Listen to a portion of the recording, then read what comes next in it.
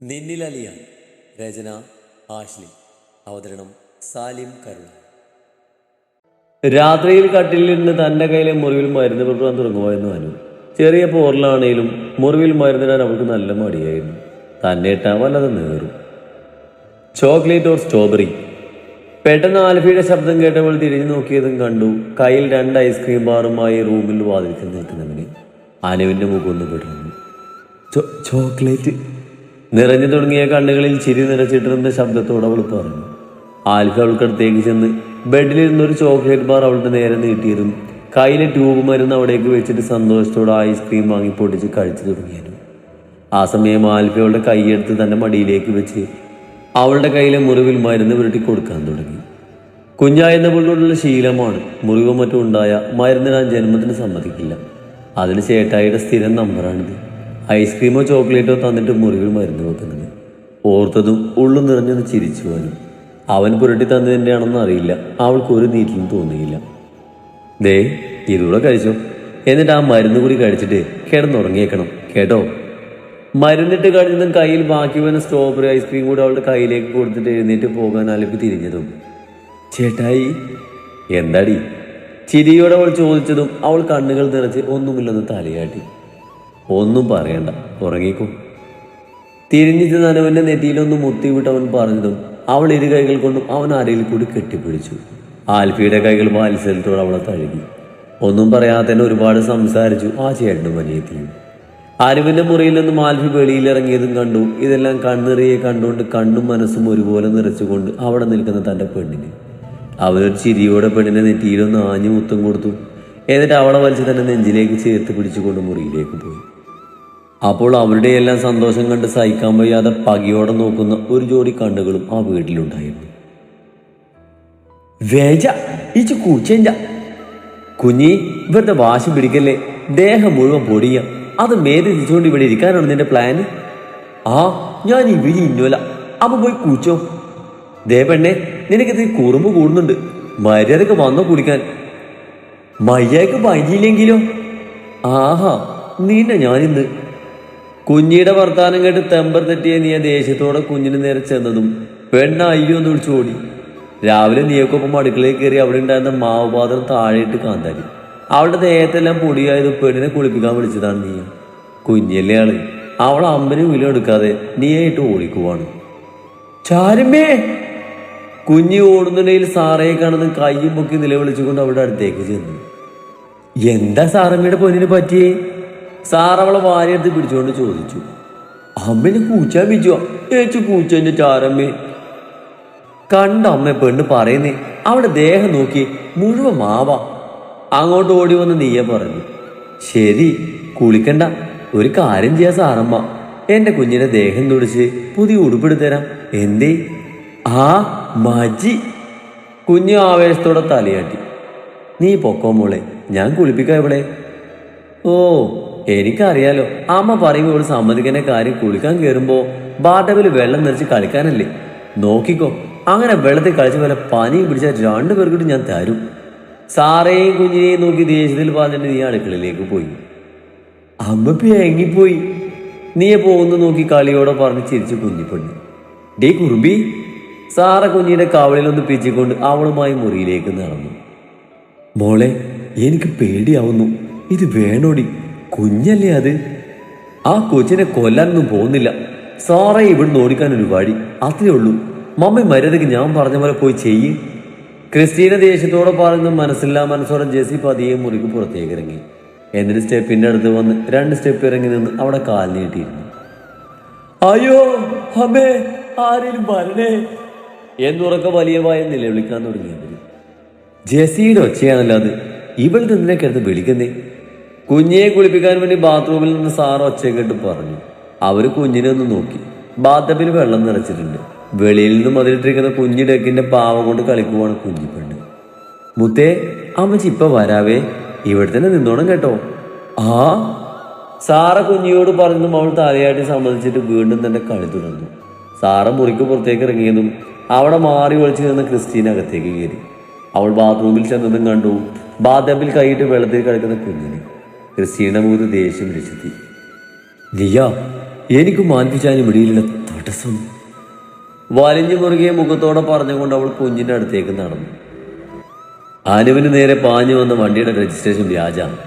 അതുപോലെ ലിയോണിന്റെ വീടിന് മുന്നിൽ കുറച്ച് ദിവസങ്ങളായി കറങ്ങുന്ന ഒരു ബ്ലാക്ക് മഹേന്ദ്ര, അതും അനുവിന് എടുക്കാൻ വന്ന വണ്ടിയും സെയിമാണ്.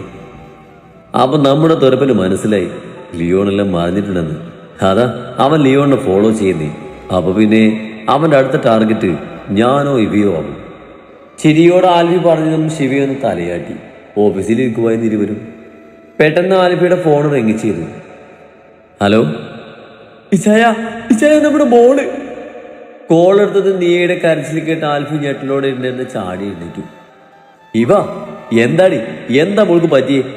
ആവരാതിയോട് അവൻ ചോദിച്ചു തീരും മുന്നേ, ചേട്ടായി വേഗം നമ്മുടെ ഹോസ്പിറ്റലിലേക്ക് വാ. അനുവിന്റെ ഉറക്കിയുള്ള ശബ്ദം ഫോണിലൂടെ കേട്ട് കോള് കട്ടായി. കുഞ്ഞിനെന്താടാ ആൽഫി? അറിയില്ല ശിവ, എന്തോ സംഭവിച്ചിട്ടുണ്ട്. നമ്മുടെ ഹോസ്പിറ്റലിലേക്ക് വരാൻ പറഞ്ഞ കോള് കട്ടായി. നീ വാ. പറയുന്നതിനൊപ്പം തന്നെ ആൽഫി ശിവയെയും പിടിച്ചുകൊണ്ട് ക്യാബിനിൽ നിന്ന് ഇറങ്ങി പുറത്തേക്ക് പോയി. ഹോസ്പിറ്റലിൽ ചെന്നതും കണ്ട് കാഷ്വാലിറ്റിക്ക് മുന്നിൽ വാടിത്തളർന്നിരിക്കുന്നവന് അനുവിന്റെ തോളിൽ ചാഞ്ഞാണ് നീയിരിക്കുന്നത്. ഇവ ആൽഫി ഓടി അവർക്ക് മുന്നിലെത്തിയതും അനു നീയെ ഞെട്ടിലോട് അവന് മുന്നിൽ എഴുന്നേറ്റ് നിന്നു.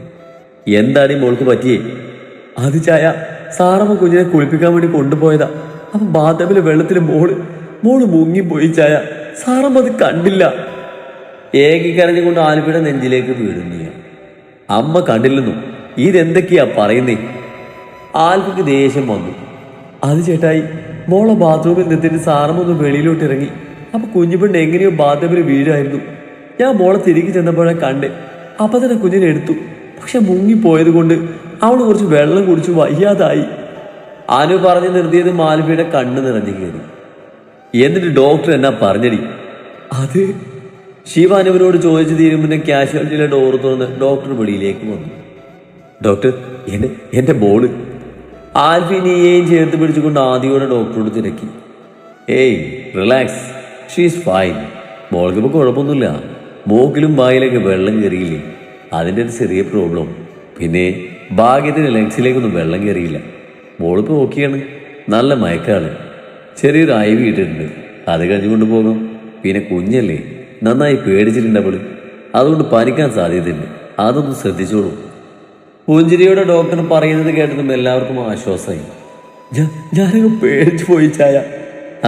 ഓട്ടടി, മോൾക്ക് കുഴപ്പമൊന്നുമില്ലല്ലോ. എന്നാലും നമ്മുടെ കുഞ്ഞി അവളെങ്ങനെ ആ ബാത്ടബിൽ വീഴുന്ന? അതിന് നല്ല പൊക്കമുണ്ടല്ലോ.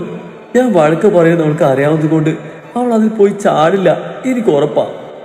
നീയെ പറഞ്ഞത് ആൽഫിയുടെ കണ്ണുകളൊന്ന് കൂർത്തു. അവനെന്തൊക്കെയോ സംശയങ്ങളുള്ളവായി. കുറച്ച് സമയം കഴിഞ്ഞതും ആൽഫിയും നീയും മനുവും കൂടി റൂമിലേക്ക് കയറി.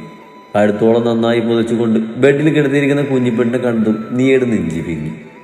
അവൾ ഓടിച്ചത് കുഞ്ഞിയുടെ ബെഡിലേക്ക് സൈഡ് ചേർന്നിരുന്ന് കുഞ്ഞിയുടെ നെറുകയിലും കഴുത്തിലും എല്ലാം തുരുതിന് മുമ്പ് വെക്കാൻ തുടങ്ങി. വല്ലാതെ പേടിച്ചു പോയിരുന്നവൾ ആൽഫിയും അവൾക്കരികെ ചെന്ന് കുഞ്ഞിയെ നോക്കി.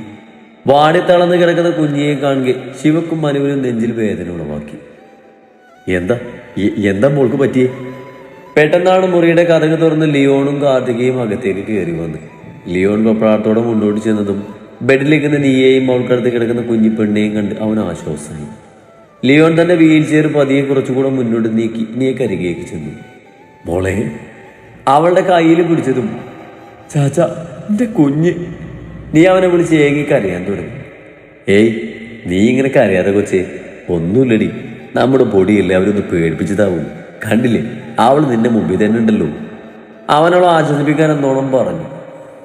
ഞങ്ങൾ വീട്ടിലേക്ക് വരാനിരുന്നതാ. അപ്പൊ ശിവസാറ ഇവിടെ ഉണ്ടെന്ന് പറഞ്ഞ്. കാർത്തിക ആൽഫിയെ നോക്കി പറഞ്ഞതും അവനൊന്ന് തലയാട്ടി. പെട്ടെന്ന് കുഞ്ഞിപ്പെണ്ണ് അസ്വസ്ഥതയോടെ കണ്ണു തുറന്നു. നീയെ കണ്ടത് ചുണ്ടു ചുളുക്കി കുഞ്ഞി വിളിച്ചു. പൊന്നെ, പേടിപ്പിച്ചല്ലോ മുത്തേ നീ അവളെ പൊതിഞ്ഞു പിടിച്ച് പറഞ്ഞു. അപ്പോഴാണ് കുഞ്ഞിപ്പെണ്ണ് ആൽഫിയെ കാണുന്നേ. അപ്പേ മോള് വീണു, നമുക്ക് വാവ് പറ്റി, നോക്കിയേ. തന്നെ നെറ്റി തൊട്ട് കാണിച്ച് സങ്കടത്തോടെ അവൾ ആൽഫിയോട് പറഞ്ഞു. അപ്പോഴാണ് അവരെല്ലാവരും തന്നെ കുഞ്ഞിന്റെ നെറ്റിയിൽ ചെറിയൊരു ചുവന്ന പാട് കണ്ടത്. പൊന്ന, ഇതെന്നാ അപ്പയുടെ വാവക്ക് പറ്റിയേ? ആൽഫി അവൾക്ക് അരികെ ചെന്ന് അവളെ എടുത്ത് തന്നെ മടിയിലേക്ക് എടുത്ത് പിടിച്ച് ചോദിച്ചതും അജിൻ്റെല്ലോ മോള് ബാറ്റബില് പൊത്തോന്ന് പഞ്ഞു വീണില്ലേ? അപ്പൊ തായിച്ചതാ. വലിയ കാര്യം പോലെ കൈ പൊക്കി കാണിച്ച് കുഞ്ഞി പറഞ്ഞു. അത് കേട്ടതും ആൽഫിയും നിയയും പരസ്പരം നോക്കി. ചേട്ടായി, ഞാൻ ഓടി ചെല്ലുമ്പോൾ കുഞ്ഞു വെള്ളത്തിൽ കമഴ്ന്ന് വീണ് കൈകാലിട്ട് അടിക്കുമായിരുന്നു.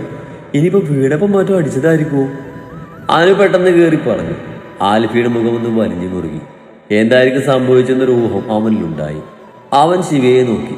അവന്റെ നോട്ടത്തിന്റെ അർത്ഥം മനസ്സിലാവും പോലെ ശിവ തന്റെ ഫോൺ എടുത്തുകൊണ്ട് കുറച്ച് മാറി മുറിക്ക് വെളിയിലേക്ക് പോയി.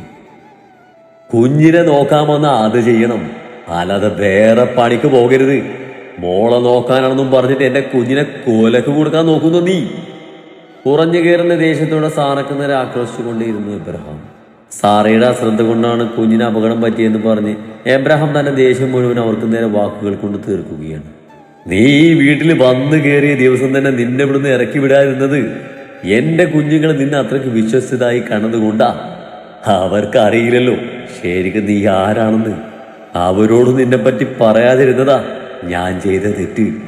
നിന്നെ ഇവിടെ നിർത്തുന്നതിൽ ഞാൻ അന്നേ എതിർത്തിരുന്നെങ്കിൽ എന്റെ കുഞ്ഞിനിപ്പിങ്ങനെ ആപത്തും വരില്ലായിരുന്നു.